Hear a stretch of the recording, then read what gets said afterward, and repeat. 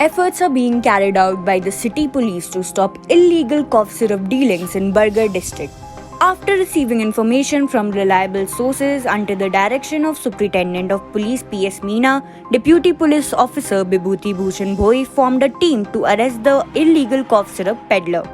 Inspector Manoj Pradhan and his colleagues stood guard near Sapien village. At that time, Lalit Bajpai and Manoj Bajpai of Talpali village were carrying 450 bottles of S-Cough on their bike. Both accused were strategically caught by the police.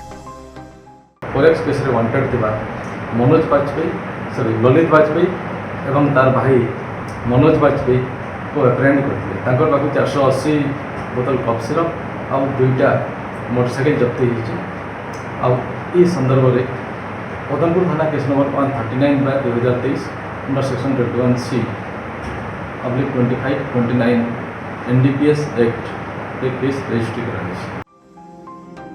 The case was registered at Padmapur police station as case number 139/2023 and both accused were prosecuted. Stay tuned to Orissapost Live for more such updates.